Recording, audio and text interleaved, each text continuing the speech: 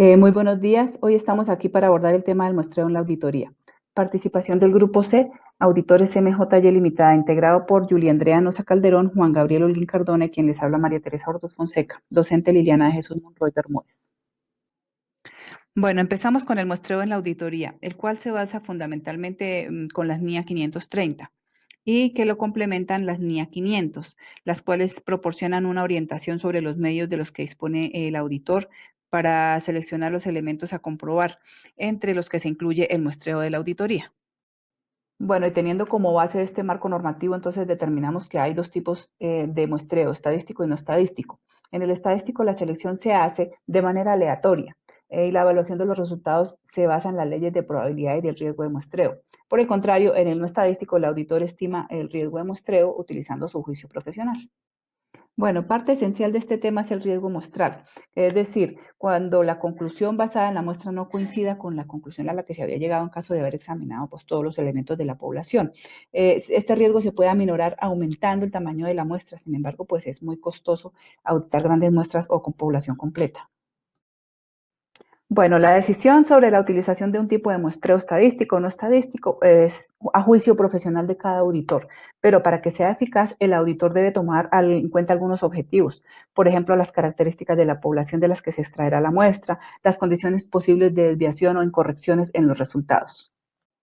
Bueno, al determinar la dimensión apropiada de una muestra, se debe tener un buen juicio profesional. Aquí se usa el mismo método tanto para el estadístico como para el no estadístico. En el muestreo estadístico, el auditor asigna magnitudes a los factores que emplean para determinar la dimensión de la muestra, y en el no estadístico los factores se describen en términos subjetivos. Bueno, hay algunos factores de juicio de acuerdo al muestreo escogido. En el estadístico, pues se apoya en tablas donde pueda estimar los riesgos, la tasa de tolerancia, la tasa esperada de desviación y la tasa tolerable. En el no estadístico se tiene en cuenta un riesgo de control demasiado bajo, la tabla tolerable y la tasa de desviación. Todo esto teniendo en cuenta pues que se debe hacer mediante un buen juicio profesional. Se debe proceder a considerar el riesgo del muestreo. Esto es fundamental y se requiere el uso de la estadística. Siempre en todo caso vemos que la estadística es muy importante para analizar estas muestras, ¿no? Y sobre todo, por ejemplo, en este caso para establecer el porcentaje a estimar. Y también las consideraciones que vamos a ver los aspectos cualitativos. Documentación de los procedimientos de muestreo. Dentro del proceso de documentación se debe tener en cuenta que es indispensable determinar los objetivos de los muestreos, las técnicas y sobre todo el universo, ya que este contiene la razón principal para llegar a los objetivos propuestos. Entonces, en todo caso, se debe tener documento. Un claro ejemplo es identificar los elementos indispensables. Entonces, por ejemplo, si se quieren identificar partidas correspondientes a gastos, alguna irregularidad dentro de los mismos, pues precisamente son estas cuentas del universo, ya que corresponden al objetivo de analizar y del cual se espera recibir algunos datos.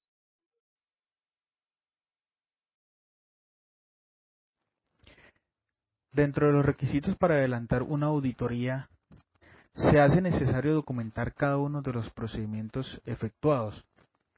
Es así que se requiere determinar el objetivo de auditoría propuestos que nos permitan hacer un dictamen del sistema de información examinado. Se debe definir el universo y la unidad de muestreo, lo que nos permita obtener y evaluar la evidencia de auditoría sobre una determinada característica de la población. Se deben definir los riesgos, teniendo en cuenta los riesgos de auditoría como son el de aceptación incorrecta, el cual consiste en la posibilidad de que el auditor concluya que el saldo de una cuenta no contiene errores de importancia cuando sí los contiene, y el riesgo de rechazo incorrecto, en el cual los resultados de una muestra pueden conducir al auditor a concluir equivocadamente que el saldo de una cuenta contiene errores de importancia. De igual manera se debe definir el error tolerable,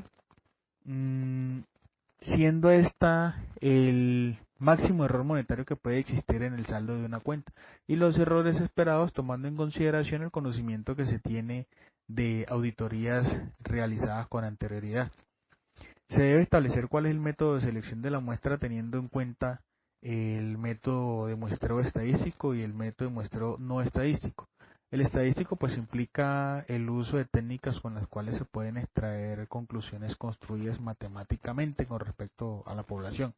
Y el muestreo no estadístico consiste en que el auditor interno emplea su propio conocimiento de experiencia para determinar el tamaño de la muestra. Por último, se debe evaluar la muestra y se deben sacar las conclusiones, en la cual el auditor puede concluir acerca de los resultados de la muestra y si la utilización del muestreo ha proporcionado una base razonable para extraer conclusiones sobre la totalidad de la población que ha sido comprobada. Podemos citar como ejemplo el procedimiento de auditoría hecho a la cuenta de egresos de una entidad, aplicando el muestreo aleatorio simple en el cual todo el soporte documental tenga la misma probabilidad de ser seleccionado